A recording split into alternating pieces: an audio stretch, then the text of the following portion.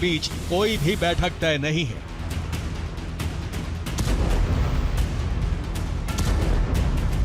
पहले ईरानी ठिकानों पर अमेरिका के हमले और फिर ईरान से कुवैत बहरीन पर हमलों के बाद ही ये साफ हो गया था कि अब स्थिति पहले जैसी नहीं रहने वाली है।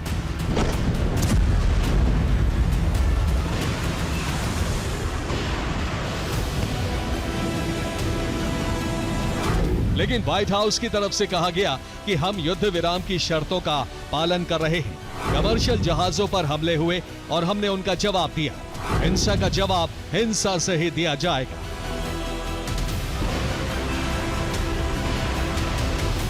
अब सवाल है कि क्या ईरान ने फिर अमेरिका को झटका दिया है या फिर अमेरिका को और झुकाने की कोशिश हुई।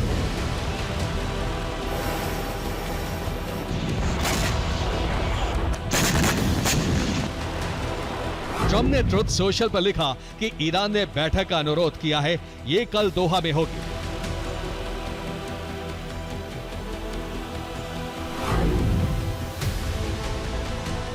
इसके बाद व्हाइट हाउस ने भी पुष्टि कर दी कि अमेरिकी राष्ट्रपति ट्रंप के प्रतिनिधि मंगलवार को कतर में ईरानी अधिकारियों के साथ बैठक में हिस्सा लेंगे।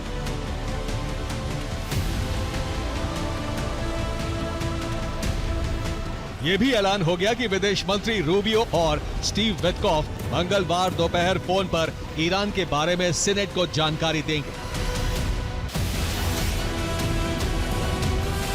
लेकिन ईरान तो पहले ही इनकार कर चुका था और वो ऐलान सच साबित हुआ।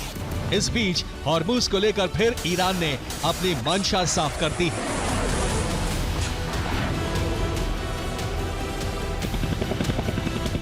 और ईरान हॉर्मुज से अपना नियंत्रण नहीं छोड़ने वाला है। ये कैसे जाहिर हो रहा है आपको दिखाते हैं। देखिए, रविवार को तनाव के बावजूद कुल 42 जहाज हॉर्मुज से गुजरे। इनमें ओमान की तरफ से 28 जहाज फारस की खाड़ी की तरफ गए, वही 14 जहाज हॉर्मुज पार कर ओमान की तरफ निकले। इस दौरान ईरान से सभी जहाजों को अलर्ट भेजा गया। बार बार यह दोहराया गया कि सभी जहाज ईरान के निर्देश पर चले, यानी ईरान के कंट्रोल में ही हॉर्मुज से जुड़ी सभी आवाजाही रहे। ईरान की तरफ लगातार जहाजों को निर्देश दिया जा रहा है। ईरान कह रहा है कि सभी जहाज लड़ाक द्वीप के बगल से जाएं, यानी ईरानी जल सीमा के भीतर रहकर हॉर्मुज पार करें। ऐसा करने पर ईरान सुरक्षा की गारंटी लेगा। ईरान ओमान के तट से लगकर जाने से मना कर रहा है ताकि हॉर्मुज का रूट उसके कंट्रोल में रहे। ईरान ने यह भी साफ कर दिया है कि हॉर्मुज से ईरान खुद माइंस हटाएगा।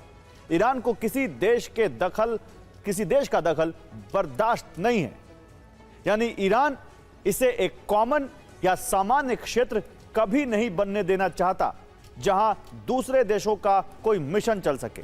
ईरान ने कहा है कि फ्रांस, ओमान दखल ना दें। ये दोनों देश माइंस हटाने का अभियान चलाने की तैयारी में है। ईरान ने साफ कर दिया है कि वो खुद मिशन चलाएगा और हॉर्मुज में किसी और देश को आने का कोई मौका नहीं दिया जाएगा।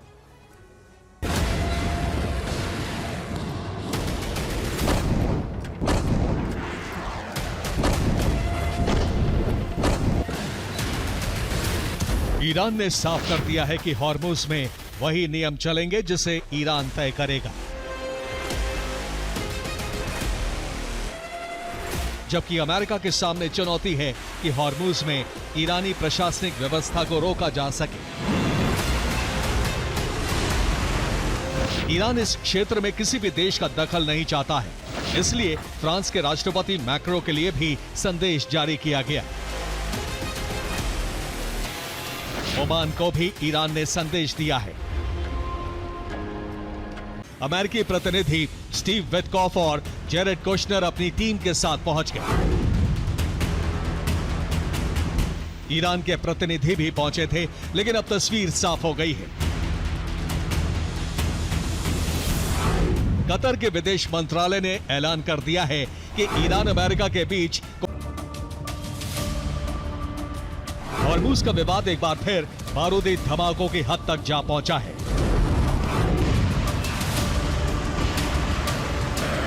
अमेरिका और ईरान दोनों तरफ से हमले हुए। अब इसका असर वार्ता के नए दौर पर साफ नजर आ रहा है।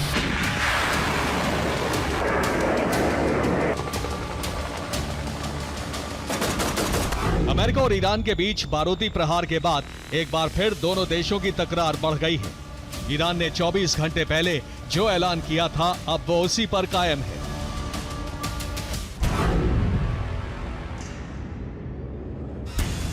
सोमवार से ईरान और अमेरिका को लेकर जो सस्पेंस कायम था वो अब खत्म हो गया है।